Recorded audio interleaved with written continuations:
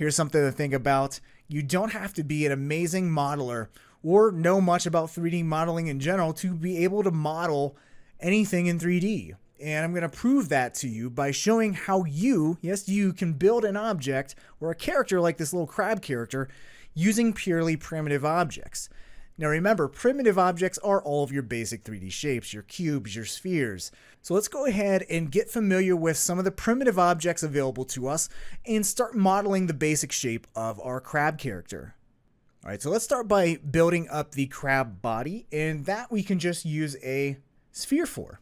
Now what I'm going to do is just kind of orbit around here, holding the 3 key, clicking and dragging, holding the 1 key down to pan, 2 to dolly in, and just kind of center up the sphere in my viewport view here. And you can see that the sphere is fairly chunky. Now, if you remember, we can see what's going on here and why it's so chunky by going into our garage shading with lines by pressing the N key down and hitting B, and you'll be able to see why this object's so chunky. It's because the polygons are fairly big. We don't have a lot of segments making up this sphere. Now, if we up this, you can see this is going to smooth out our sphere, and this is important. We don't want to have a very chunky model. Of course, if you're going for the low poly look, that's totally fine. But for our purposes, we want this to be fairly smooth. Now, you're going to also see that we have this type. And this type is basically how this object is subdivided.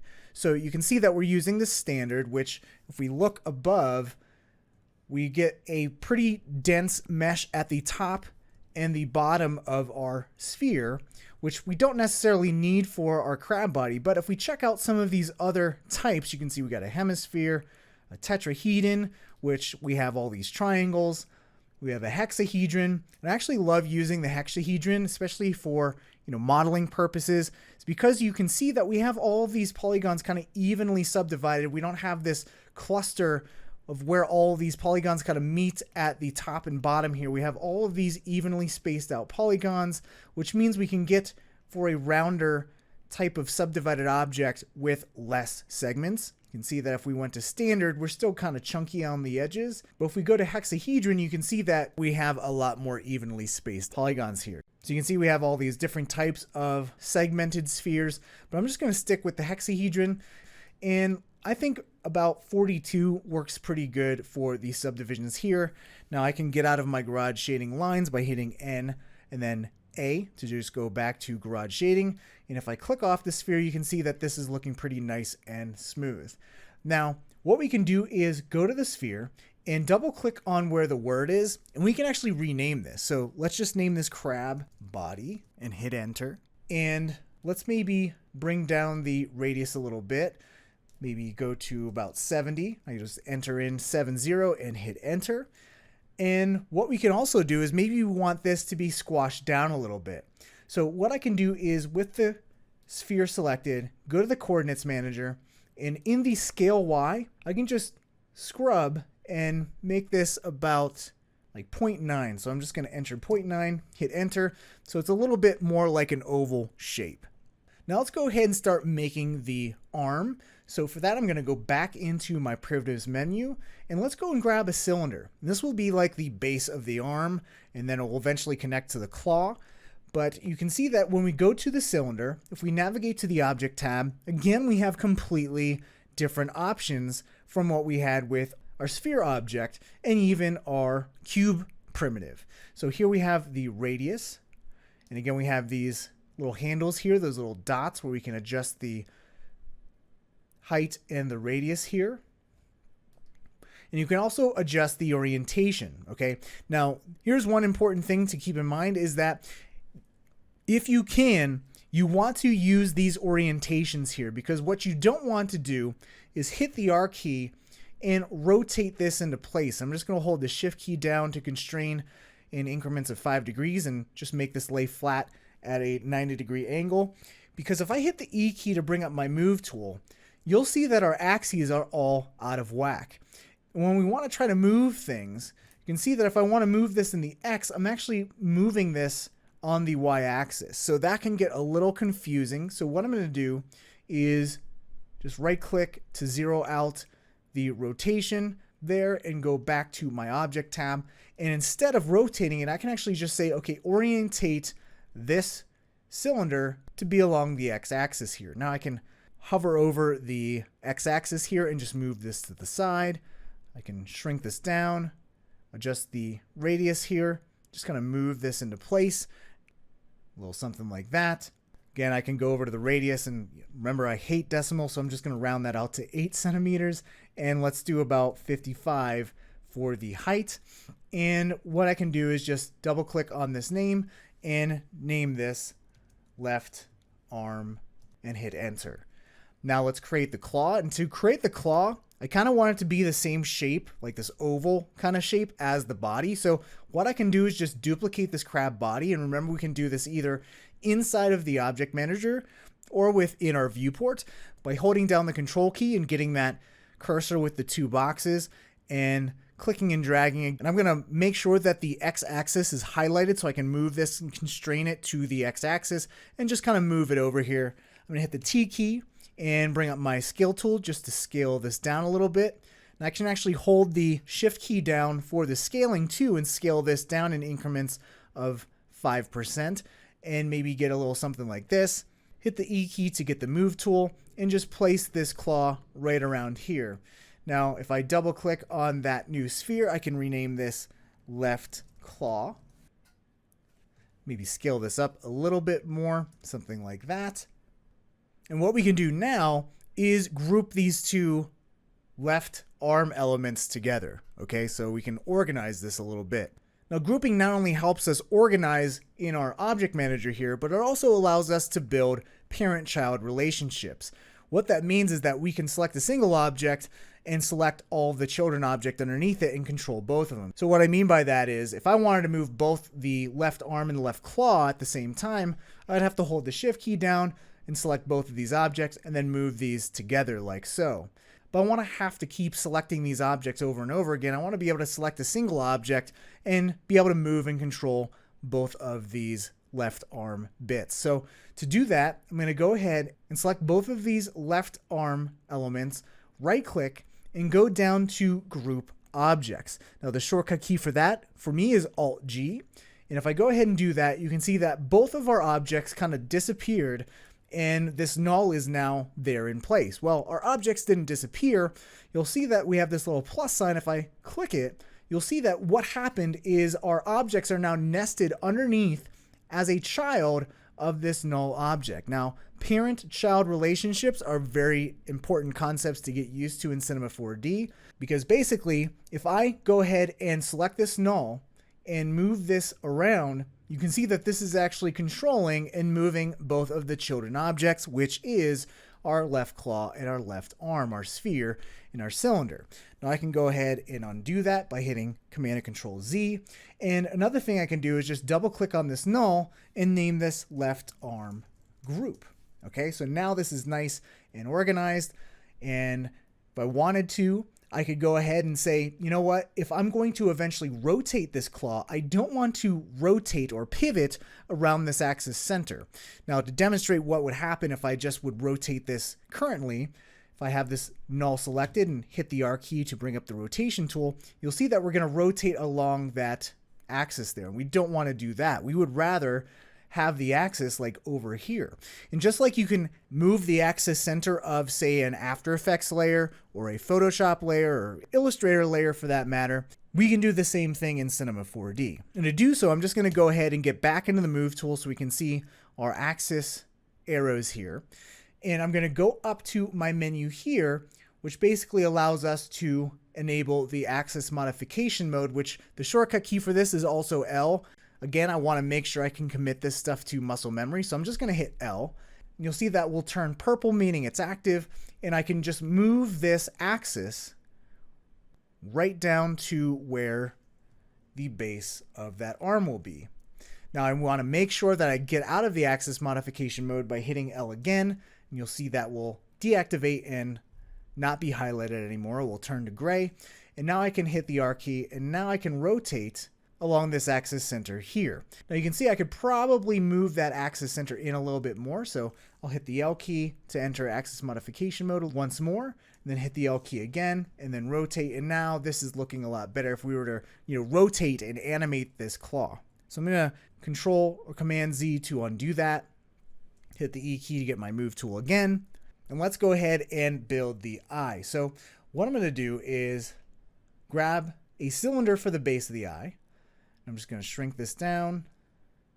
And let's constrain this move to the Y and X plane.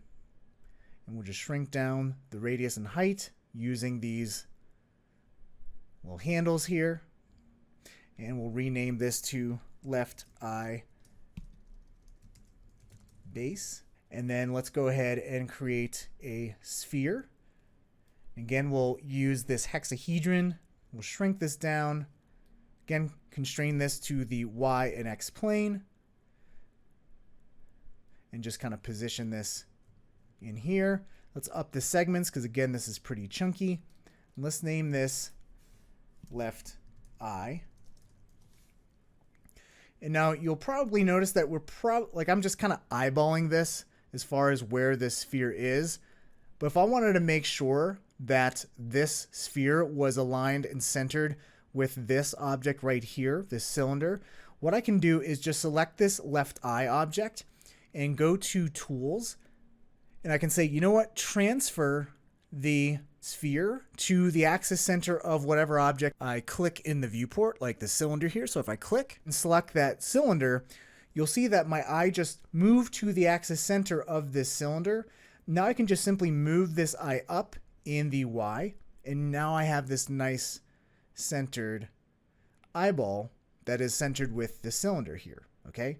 So now let's go ahead and I'm just going to duplicate this left eye by holding Command or Control key and click and dragging. And again, I want to make sure that I'm making this duplicate not as a child of this left eye. You'll see as this is pointing down, if I release my mouse, you'll see that this is now a child of that original sphere. And I'm just going to go ahead and if you do that to remove it from that child hierarchy, I can just remove it and move this down.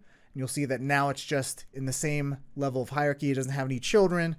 And what we can do now is move this forward in Z space, shrink this down, and you can see we have this eye. Now this is looking pretty bulgy. So what I'm going to do is go to my coordinates tab, and I'm going to flatten this out in the Z. So in the scale Z, I'm just going to scrub down to say 0.45.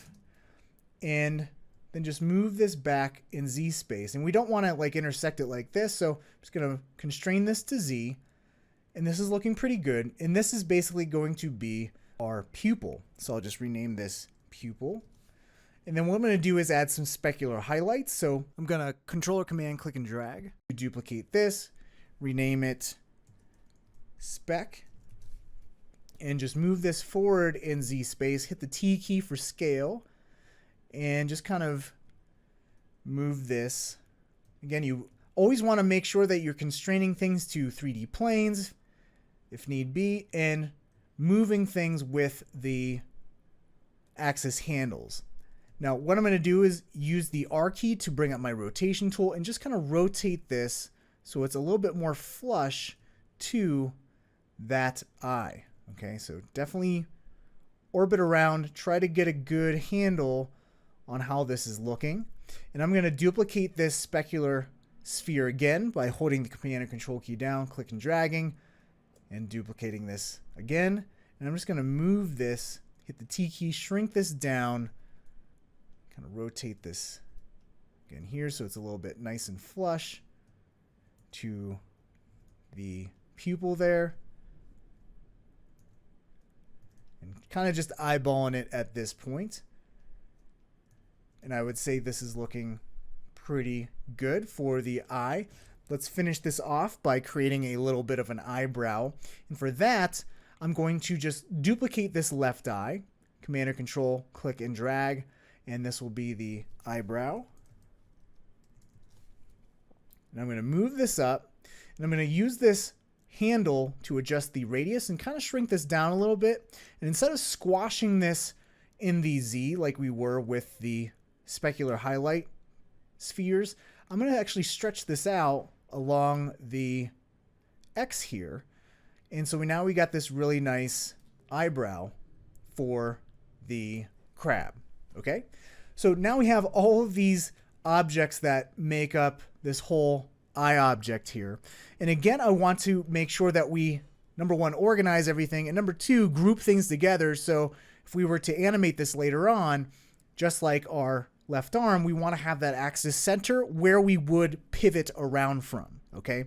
So what I want to do is select all of my objects, and I can either click and drag and bring a rectangular selection to select all of these objects, or if I want to select all of these objects here, they're all in a row here, I can select the first object, hold the shift key down and select the last object, and that will select all the objects in between. And then remember to group this, we can either right click and go down to group objects, or let's go ahead and use that Alt G shortcut. So I'm just going to click out of that menu and do Alt G, and that will group our objects together. And I'm going to go and double click this null and rename this left eye group. And again, I want to make sure our axis center is in the right place. And you can see from the side, it's a little bit deceiving looking at this from the front because this did look like it was all grouped all nice, but you're seeing that this is actually way off. It's actually forward in Z space. Now, why is that? Well, let's go ahead and let's remove all of these objects from that null. And I'm just going to delete that null. And if I select all these objects again, you're going to see that where our axis center is going to average the bounding box of all of these objects we have selected. So our grouped null objects axis center will be right there. But really what we want to do is probably have an axis center pretty close to the axis center of our left eye base here. So actually what we can do is just go ahead and select this left eye base cylinder, group this by hitting Alt or Option G, and then just selecting all these other objects and just dragging them underneath this null. So note that this cursor is now pointing down and that null has that like highlighted black rectangle around it. It means whatever objects we have selected are going to be placed as a child of this highlighted object, which is exactly what we want. And now you see that we can now rename this null to left eye group. And now we have all of these objects that if we're to select this null here, we could rotate this and control and rotate all of the children object all at once. Now what we can do again is enter the axis modification mode again, which is L. The icon's here as well, so L, and then just move this down in the Y. And then remember to get out of it, so hit L again to deactivate our axis modification mode. And now we can rotate it kind of like this. And maybe we want to select that eyebrow and move this over, again, constraining to the YX plane, and then rotate this, constraining this to rotate along the Z plane. And we got a little something like that. Cool, so we got the left eye group, and we can actually fold that up and fold this up as well by just clicking this button here, going from a plus to a minus. And now we can go ahead and we got one more limb to create, and that is our leg. Now I know we're just creating half of our limbs and the eyes, but it's okay. I'm going to show you how we can easily kind of mirror these objects in the next video. So let's go ahead and to start the leg, I'm going to create the base as a torus. I'm just going to move this down, kind of scale this as well. And while this is still here, I'm going to go and create a capsule. There we go. Just move this down.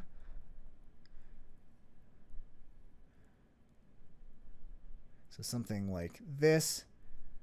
And I want to group these objects together. And I'd actually like the pivot to be where this torus is. So again, I'm going to have this torus selected, and I can just rename this left leg base.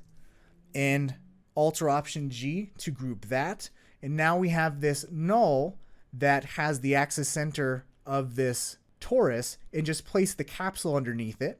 We'll rename this capsule left leg. And now we can rename this null left leg group. And now we can select this null and constrain this to the YX plane, rotate this, constrain the rotation around the Z axis, hit T for scale, scale these down.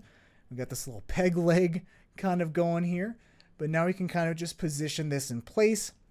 And this is so important to, again, get used to moving these objects constrained along either singular axes or 3D planes, because again, if I were to move this without using any of those constrained axes or planes, you can see that, my object is going behind my crab, so I don't want to do that. So Command and Control Z to undo that. And again, we're just going to predictably place that left leg group. Now, although this is grouped, I can still select individual objects here and, adjust these as well by using these yellow controls, or with that torus object selected, go to the Object tab and you adjust things this way by using these sliders. I like to try to keep things in the viewport as much as possible, and this is looking really nice. So for now, we have a pretty good start on our crab character that is built just solely with primitive objects, and it's looking pretty good, but at the same time, it looks pretty rigid and boring. So in the next video, we're going to show how we can actually deform existing geometry to add more variation and shape to our character and actually add some bend to the arms and legs.